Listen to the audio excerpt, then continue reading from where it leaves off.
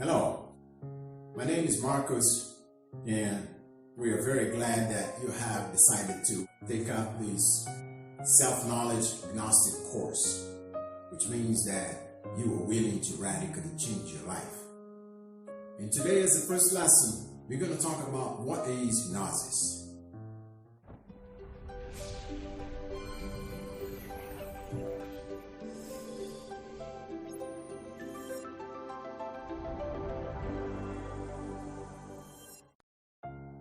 Well, Gnosis is a Greek word which means knowledge. Gnosis is as old as the universe and as old as the man itself. Gnosis is a perennial and universal philosophy. It is a natural functionalism of the human conscience. It is not the kind of knowledge that you learn from books.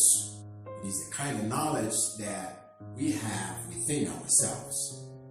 However, very rare are those who seek for this type of knowledge. Gnosis is something that we have deep down within ourselves.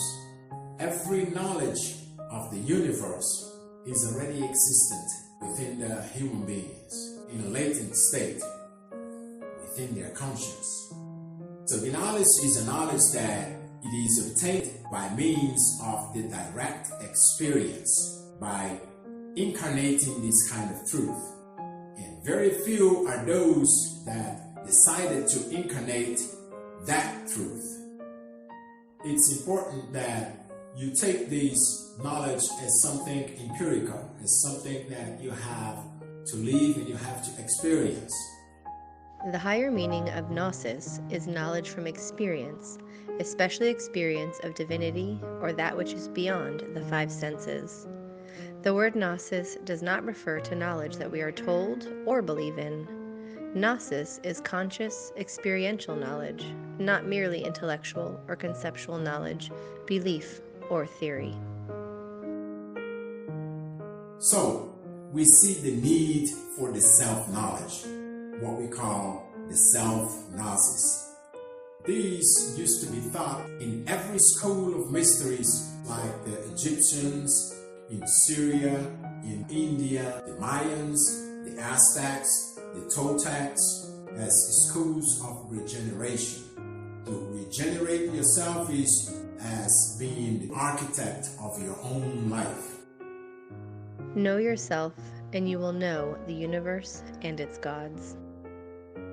And we can say that there are two types of doctrines: the doctrine of the eye and the doctrine of the heart. We as human beings, we have currently living the doctrine of the eye, which is the doctrine of the intellect, the subjective reason, the doctrine of the concepts, the mind, which is the theoretical knowledge. And we see that in our daily lives. We see that people constantly lived their lives based on this doctrine. As an eye for an eye, I pay with vengeance whatever you do against me. And many civilizations have been lived based on this doctrine, which is completely different from the doctrine of the heart. The doctrine of the heart is intuition, the objective reason, the conscience. The gnosis applied as a direct knowledge. And when we talk about gnosis, when we talk about this perennial knowledge that we have within ourselves, we are talking about the doctrine of the heart. Because who hasn't paid with revenge and then immediately felt sorry about it? When we talk about gnosis, when we talk about the doctrine of the heart, we are talking about that. We are talking about expressing your own heart, expressing your intuition, listening to your inner voice. It's when you give your heart, when you expose yourself from within. The doctrine of the heart opens the doors to the hall of wisdom. Gnosis is based on 4 pillars. One is dependent on the other. And on these four pillars, we have the science, we have the art, we have the philosophy, and then we have the culture, or what some people call religion. And when we say the science, we mean the science that we need to live, that we need to experiment. And it is important that when you apply these teachings, this knowledge, you can verify your own results. So Gnosis, as a scientific school of regeneration, pursues the transformation of the human being. We also have the exoteric science. There are many ways and many teachings and many techniques that we can use in order to awake these faculties that we have dormant within ourselves, like the clairvoyance or the clairaudience, where we can listen and see things beyond this three-dimensional world. Gnosis offers tools and practices in order for the student to gain real experience. Talking a little bit about the art. When we say art, we're not talking about paintings or sculptures. We are talking about the search of beauty in every manifestation, which leads us to be the architects of our own masterpiece. By means of its distinct expressions, it nourishes our consciousness. That is the art of living your life as somebody who's making a masterpiece out of it. Gnosis as art teaches us to make our lives better every day so that we can inspire others. Philosophy. When we talk about the philosophy, we have to apply the philosophy in ourselves. Gnosis as a philosophy is the capacity of searching and understanding the meaning of our existence. And this is very important because it is very easy to apply the philosophy in other people, but it's very rare when you decide to apply the philosophy within your own life. When you try to understand where do we come from, where are we going, or why do we live, or why are we here, and also the philosophy to live right here and right now. And then there's the fourth pillar, the religion. Everywhere we hear the word religion, we kind of step back. There is no higher religion than the truth. So religion comes from the Latin religare. So Gnosis is a religion on the capacity to integrate ourselves with the divine force that exists within ourselves, which is the reconnection with our divine powers, with our divine self. So religion is a state of consciousness. All religions are precious jewels on the golden string of divinity.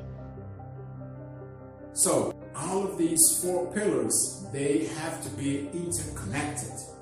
One depends on the other. We cannot have them separated or individually.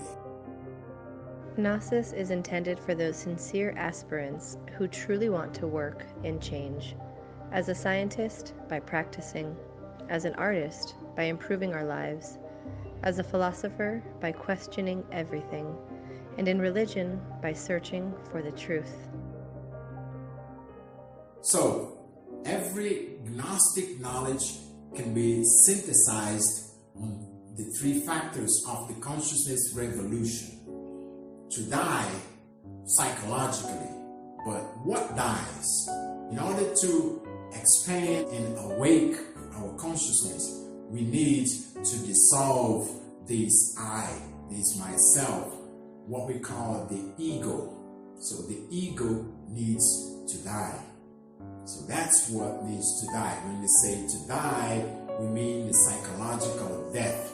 The psychological death of the ego. And then to be born. which is a spiritual birth, to be born as to develop the essence, to express the divine in yourself. That's what needs to be born.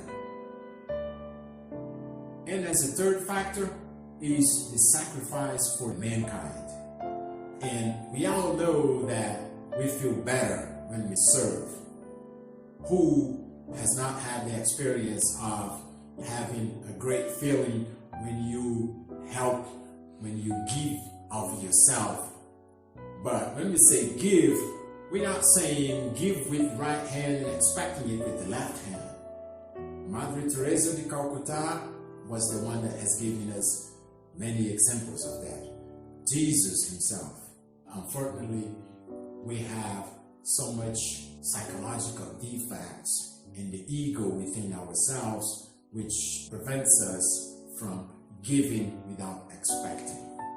As long as we keep eliminating these defects, we will give more room to our consciousness. We will release part of our consciousness that is trapped, that is imprisoned. Okay? The hour has arrived to abandon theories and go directly to what is practical. Well, if you are paying for this course, you better check it out, because there's got to be something wrong. This is a free course. It is not necessary to acquire any extra material. En modo alguno deseamos nosotros hacer de la gnosis un negocio. Fuera las finanzas en el gnosticismo universal. Samael Aun Weor made it very clear that it wouldn't be ethically correct to sell the knowledge. For this reason, he resigned all copyrights of his more than 200 books. Thank you very much for your presence. Stay tuned for the next lessons.